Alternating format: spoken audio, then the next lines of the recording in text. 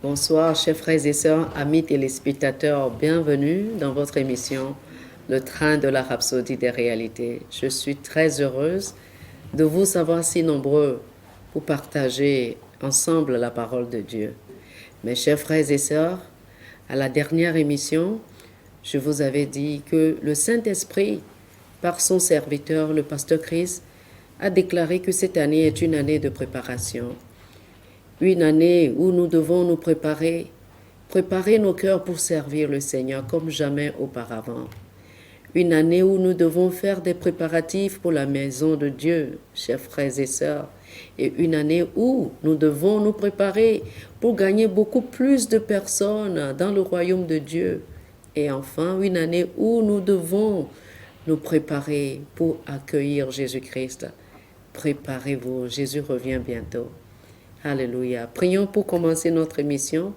Oh notre Père, 3 fois saint, nous te bénissons. Nous te rendons grâce pour le don de cette journée. Ce soir, nous sommes prêts pour recevoir cette parole éternelle capable de changer nos vies. Merci Père.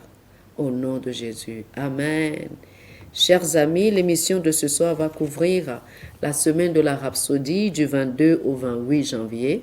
22 au 28 janvier. Sans plus tarder, commençons avec le premier numéro de ce soir. Le thème de la Rhapsodie des réalités du 22 janvier était « Réjouissez-vous lorsque vous êtes sous pression ». Alléluia. Réjouissez-vous lorsque vous êtes sous pression. Notre écriture du jour était 2 Corinthiens chapitre 4, les versets 17 et 18 qui nous disent « Car nos légères afflictions du moment présent produisent pour nous, au-delà de toute mesure, un poids éternel de gloire, parce que nous regardons non point aux choses visibles, mais à celles qui sont invisibles. Car les choses visibles sont passagères et les invisibles sont éternelles. » Alléluia. Le pasteur Christ dit, pourquoi un chrétien devrait-il lire des écritures tel notre verset d'ouverture, ci-dessus, et se plaindre et gémir face aux difficultés? Peu importe la pression que vous ressentez de la part de l'adversaire, refusez de céder. Ne soyez jamais perturbés par les circonstances ou les menaces. Oh, alléluia. Christ vit en vous et il est le plus grand. C'est pourquoi, quand vous êtes confrontés à des temps difficiles, déclarez ceci. Celui qui est en moi est plus grand que toutes les adversités et les adversaires qui pourraient se lever contre moi. Tout ce que vous pourrez faire lorsque vous traversez des difficultés, sachez que c'est une affliction légère qui passera. Alors, refusez de permettre à quelque situation que ce soit de voler votre joie. Et il nous dit, célébrez et réjouissez-vous dans le Seigneur quand vous êtes sous pression. Ne vous focalisez pas sur le problème, mais fixez vos regards sur Jésus, l'auteur et le consommateur de votre foi. En lui, vous triomphez toujours et en toute situation. Gloire à Dieu. Alléluia. Le 23 janvier, samedi le 23 janvier, le thème de la rhapsodie des réalités était « L'Église est la plénitude de Christ. » L'Église est la plénitude de Christ. L'écriture de ce jour était Colossiens chapitre 1, le verset 18 qui dit « Il est la tête du corps de l'Église. Il est le commencement, le premier-né d'entre les morts, afin d'être en tout le premier. » Amen. Saviez-vous que Jésus n'est pas complet sans nous? nous demande le pasteur. Et par nous, je veux dire l'Église. Nous sommes inséparablement unis avec lui, comme nous le dit 1 Corinthiens chapitre 6, le verset 17. Éphésiens chapitre 1, les versets 22 et 23 disent « Il a tout mis sous ses pieds. Il a donné pour chef suprême à l'Église, qui est son corps, la plénitude de celui qui remplit tout en tous. » Oh, alléluia. Le pasteur dit, il est celui qui remplit tout. Toutefois, sa plénitude, c'est l'Église qui est son corps. Faites-vous partie du corps de Jésus-Christ? Oh, alléluia. Ceci devrait vous aider à comprendre votre importance et votre utilité pour Christ. Vous êtes en lui et il est en vous. À travers vous, il exprime son amour envers le monde et établit son royaume sur la terre. Vous êtes son extension sur la terre parce que vous provenez de lui et vous êtes connectés à lui. Il a dit dans Jean chapitre 15, le verset 5, « Je suis le cep, vous êtes les sarments. Celui qui demeure en moi et en qui je demeure portera beaucoup de fruits, car sans moi, vous ne pourrez rien faire. » L'Église est la plénitude de Christ. Le pasteur dit, 1 Corinthiens chapitre 12, le verset 13 dit, « Nous avons tous, en effet, été baptisés dans un seul esprit pour former un seul corps. » Ensuite, 1 Corinthiens chapitre 6, le verset 17 déclare, « Celui qui s'attache au Seigneur est avec lui un seul esprit. » Alléluia. Nous nous sommes littéralement attachés à l'esprit comme une seule création divine.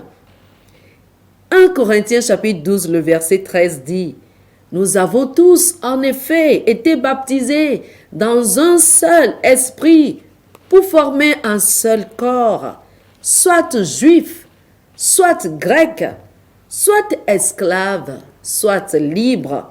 Et nous avons tous été abreuvés d'un seul esprit. » Faites-vous partie du corps de Jésus? Alléluia. Le dimanche 24 janvier, le thème de la rhapsodie des réalités était « Votre proclamation rend les choses réelles ».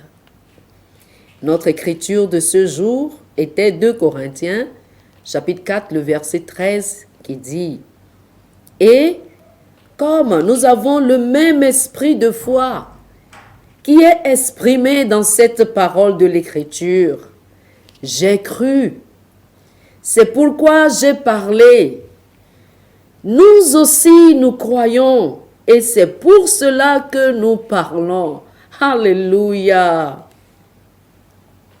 Pour que votre foi produise des résultats, nous dit le pasteur Chris, non seulement vous devez connaître la parole et la voir dans votre conscience, vous devez la faire sortir aussi de votre bouche.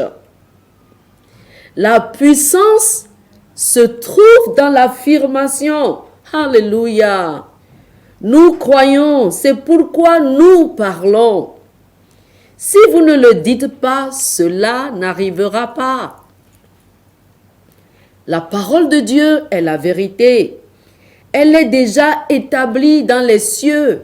La Bible dit dans Psaume 119, le verset 89, « À toujours, ô Éternel, ta parole subsiste dans les cieux. » Et le pasteur de dit, « Mais elle s'établit dans votre vie à travers l'affirmation. Voici comment ça marche. Vous retenez la parole dans votre conscience à travers la méditation. Ensuite, votre confession ou votre proclamation l'établit Alléluia. Lorsque la parole est dans votre cœur et qu'elle sort de votre bouche, elle devient une force créatrice. Alléluia. Souvenez-vous, la parole de Dieu a créé toutes choses. Elle va créer et peut créer toutes choses. Peu importe ce que vous désirez aujourd'hui, la puissance qui rend les choses réelles est dans votre bouche. C'est dans votre bouche. Vous devez l'affirmer. Vous devez déclarer cette chose. Jésus a dit, l'homme bon tire de bonnes choses du bon trésor de son cœur. À travers la méditation, vous créez de bonnes choses dans votre cœur. Ensuite, comme le Père l'a fait dans le livre de Genèse, après avoir incubé la masse chaotique de la terre, vous relâchez des paroles. Après votre méditation, le pasteur dit ceci, c'est très important, retenez ceci, il dit, les paroles sont des choses. Les paroles sont des choses. Elles possèdent l'énergie pour créer. Utilisez des paroles pleines de foi pour restructurer votre monde et pour programmer votre esprit pour le succès, la victoire et pour une gloire toujours plus grande. Oh, alléluia! Le lundi, mes frères et sœurs, le lundi, le 25 janvier, le thème de la rhapsodie des réalités était la plénitude de l'esprit. Oh, merci Seigneur. L'écriture du jour était Jean, chapitre 7, le verset 38 qui dit « Celui qui croit en moi, des fleuves d'eau vive couleront de son sein, comme dit l'écriture. » Amen. Pourquoi un chrétien lirait-il ceci et serait toujours en train de chercher à avoir plus de puissance ou la double portion de l'onction? C'est une contradiction. Vous avez l'esprit qui vit en vous dans sa plénitude. L'onction, c'est l'effet de la puissance et de la présence du Saint-Esprit. Et pourquoi rechercher l'effet lorsque vous possédez la personnalité de la puissance en vous? Oh, alléluia! La plénitude de l'Esprit. Le pasteur dit, le Saint-Esprit est la puissance, la force et l'énergie de Dieu. Il est l'Esprit de grâce et il vit en vous en tant que personne. Il s'est installé en vous avec la totalité de son être. Alléluia. La plénitude de sa gloire et de sa puissance devrait s'exprimer librement en vous et à travers vous. Le Saint-Esprit en vous vous rend plus qu'un homme. Il y a une énergie divine qui agit en vous. Elle ne s'épuise pas, ni n'a besoin de se recharger. C'est pourquoi, chers frères et sœurs, refusez d'être limités par votre capacité physique. Vos potentiels sont illimités. Oh, la plénitude de l'Esprit. Merci Seigneur Jésus. Le mardi, le 26 janvier, le thème de la rhapsodie des réalités était « Pas d'alliance de guérison pour la nouvelle créature ». J'aime ça. Il n'y a pas une alliance de guérison lorsque vous êtes né de nouveau. L'écriture de ce jour est 1 Pierre, chapitre 2, le verset 24. Cette écriture dit, « Lui qui a porté lui-même nos péchés en son corps sur le bois, afin que, morts au péché, nous vivions par la justice. Lui, par les meurtrissures duquel vous avez été guéris. » Le pasteur dit, « Bon nombre d'écritures sur la guérison qui ont été citées par de nombreux chrétiens bien intentionnés ne sont pas applicables dans le Nouveau Testament. Dans l'Ancien Testament, Dieu a pris des dispositions pour les enfants d'Israël. Mais ces dispositions et messages ne s'appliquent pas à l'Église. Rappelez-vous que l'ancienne alliance a été abrogée parce qu'elle n'a rien amené à la perfection. Vous pourriez demander, qu'en est-il de l'alliance de guérison? Dieu n'a-t-il pas dit dans Exode chapitre 23, le verset 25, « J'éloignerai la maladie du milieu de toi » Il a aussi dit dans Ésaïe chapitre 53, le verset 5, « Mais il a été blessé pour nos péchés, brisé pour nos iniquités. Le châtiment qui nous donne la paix est tombé sur lui, et c'est par ses meurtrissures que nous sommes guéris. » Voyons, nous dit le pasteur, voyons, aucune de ces deux références n'est pour le chrétien. Oh, alléluia. Dieu n'a pas fait l'alliance de guérison avec la nouvelle créature. L'alliance de guérison, c'était pour Israël. Quand Jésus a dit sur la croix, tout est accompli, c'était la fin de l'alliance ancienne. Il est important de comprendre qui est vraiment le chrétien. Le chrétien est une personne qui a la vie de Dieu, une vie qui ne nécessite pas de guérison. Quelqu'un me demandera, « Pasteur, est-ce que vous êtes en train de dire que je pourrais vivre sans tomber malade? » Oui, c'est ce que nous dit le pasteur, c'est ce que la Bible nous apprend. Nous avons une vie qui ne nécessite pas de guérison, car elle ne tombe pas malade. Pourquoi est-ce que beaucoup sont malades alors, vous demanderai-je? L'ignorance, c'est à cause de leur ignorance. La Bible nous dit dans Osée chapitre 4, le verset 6, « Mon peuple périt parce qu'il lui manque la connaissance. » Le pasteur dit, dans Romains chapitre 8, le verset 11, il est dit, « Mais si l'esprit de celui qui a ressuscité Jésus d'entre les morts habite en vous, celui qui a ressuscité Christ d'entre les morts rendra aussi la vie à vos corps mortels par son esprit qui habite en vous. » Alléluia.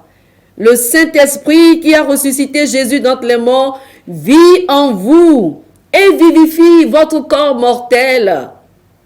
Cela signifie que votre corps n'est plus condamné à la mort ou sujet à la maladie. Chers frères et sœurs, vous devez avoir la rhapsodie pour lire tout ce numéro. C'est très important. Appelez-nous avec les numéros qui vont s'afficher sur votre petit écran. Alléluia. Le mercredi, oh merci Seigneur, le mercredi, le 27 janvier, le thème de la rhapsodie des réalités était « La paix vient de Dieu ». Notre écriture de ce jour était Jean, chapitre 16, le verset 33 qui dit « Je vous ai dit ces choses afin que vous ayez la paix en moi. Vous aurez des tribulations dans le monde, mais prenez courage, j'ai vaincu le monde. » Alléluia. L'apôtre Paul a déclaré dans 2 Corinthiens, chapitre 4, les versets 3 et 4. « Si notre évangile est encore voilé, il est voilé pour ceux qui périssent, pour les incrédules, dont le Dieu de ce siècle a aveuglé l'intelligence. » Le Dieu de ce siècle est Satan. C'est lui qui est responsable du désordre et du chaos dans le monde aujourd'hui. L'état actuel des choses dans le monde, les structures et les systèmes du monde, motivés par l'égoïsme, la méchanceté, la cupidité et la haine, sont conçus par Satan. L'implication en est que les systèmes et les structures de ce monde ne peuvent jamais apporter la paix. La paix vient de Dieu. Alléluia. Tout comme la justice vient de Dieu. Il est impossible pour ceux qui n'ont jamais reçu la vie et la nature de Dieu de donner la véritable paix. Même votre famille et vos amis ne peuvent pas vous offrir une paix, un bonheur et une joie durable. Jean chapitre 14, le verset 27 nous dit, c'est Jésus qui parlait, il a dit, je vous laisse la paix, je vous donne ma paix, je ne vous donne pas comme le monde donne, que votre cœur ne se trouble point et ne s'alarme point. Oh, alléluia! La paix que le monde recherche est en Jésus-Christ. La paix vient de Dieu. Amen. Aujourd'hui, le 28 janvier, jeudi le 28 janvier, le thème de notre rhapsodie des réalités est « Bénédiction en sa présence ». L'écriture d'aujourd'hui est Luc chapitre 5, le verset 17 qui dit « Un jour, Jésus enseignait. Des pharisiens et des docteurs de la loi étaient là, assis, venus de tous les villages de la Galilée, de la Judée et de Jérusalem. Et la puissance du Seigneur se manifestait par des guérisons. » Le pasteur Chris dit ceci. Il y a quelque temps, j'étais dans un programme avec plusieurs ministres de l'Évangile de différents pays. Pendant un segment de questions et réponses, beaucoup d'entre eux ont posé des questions sur divers sujets et j'ai partagé avec eux des réponses à partir des Écritures. Mais pendant que j'y étais, j'ai remarqué par l'Esprit que tout le temps qu'ils posaient des questions et que nous cherchions des réponses dans les Écritures, l'Esprit de Dieu nous rendait ministère d'une manière très spéciale. Plusieurs d'entre eux qui étaient venus avec des problèmes cardiaques, des problèmes à la poitrine et d'autres maux, ont soudainement réalisé qu'ils avaient été guéris. Les mots avec lesquels ils sont venus à la réunion n'étaient plus là. Il y avait des miracles de guérison partout, même si nous n'avons pas particulièrement prié pour des malades. C'est ce qui se passe en sa présence. Alléluia. Vos questions reçoivent des réponses. Les problèmes sont résolus. Les poids sont levés. Sa gloire dans votre vie s'enrichit et s'active. Alléluia. Lorsque vous êtes sous l'influence et le ministère de la parole et de l'Esprit de Dieu, vous remarquez quelque chose qui se passe dans votre vie, même si vous ne pouvez pas le dire immédiatement avec des paroles. C'est ainsi, nous dit le pasteur, que tant de personnes peuvent être bénies en même temps dans la présence de Dieu. Alléluia. En sa présence, il y a des conseils, il y a des directives, il y a la vie. Oh, alléluia. Ce n'est pas étonnant que le psalmiste s'est exclamé, « Tu me montreras le chemin de la vie. En ta présence, il y a d'abondantes joies. À ta droite, il y a des plaisirs, des délices éternels. » Alléluia. En sa présence, vous êtes guidés par sa vérité. Et vous allez dans toute la vérité. Il y a des révélations dans sa présence. Toute forme de confusion cède en sa présence. Et il nous dit, le pasteur nous dit, cette année, Faites de la communion avec Dieu une priorité, comme jamais auparavant. Étudiez la parole de Dieu avec voracité et priez tout le temps en d'autres langues, avec ferveur, chaque jour de cette année. Il nous a donné une vie épanouie. C'est ce que Dieu nous a donné. Une vie de chant, de louange, d'action de grâce. C'est la vie que nous avons reçue de lui. Il dit, le pasteur nous dit, maintenez et vivez dans cette gloire chaque jour et expérimentez le surnaturel, la joie, la paix et la prospérité qui sont au-delà de ce monde. Oh, gloire au Seigneur Jésus-Christ. En sa présence, il y a d'abondantes joies. Je vous invite à faire cette confession avec moi, chers amis. Alléluia. Dans la communion, je reçois la parole de Dieu qui me place au-dessus dans la vie et ma foi est fortifiée, me faisant chevaucher sur les hauts lieux de la terre, marchant dans l'abondance, la sagesse de l'esprit et me gardant perpétuellement au-dessus de tout mal et de toute terreur. Au nom de Jésus. Amen. Des bénédictions en sa présence. Pour une étude approfondie sur le sujet, je vous invite à lire Psaume 133, du verset 1 au verset 3, Jean chapitre 16, du verset 13 au verset 14 et Hébreux, le chapitre 10, le verset 25. Cette bénédiction, cette gloire que nous expérimentons en sa présence n'est possible que lorsque vous êtes nés de nouveau. Cette année, je vous l'ai déjà dit, ne continuez pas à vivre sans Jésus-Christ. Vous avez besoin de lui.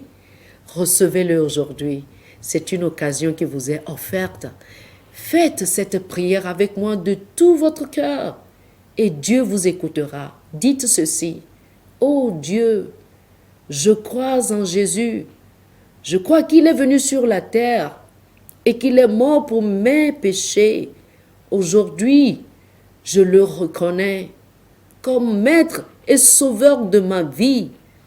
Je l'accepte dans mon cœur aujourd'hui. J'ai la vie éternelle. Amen. Alléluia. Cette simple prière va vous amener dans la gloire de Dieu. Appelez-nous si vous avez fait cette prière et si vous avez besoin d'une information ou de beaucoup d'autres informations sur cette nouvelle vie. Appelez-nous, nous avons un cadeau pour vous, un livre. Maintenant que vous êtes nés de nouveau, vous serez bénis. Que le Seigneur Jésus vous bénisse. Amen.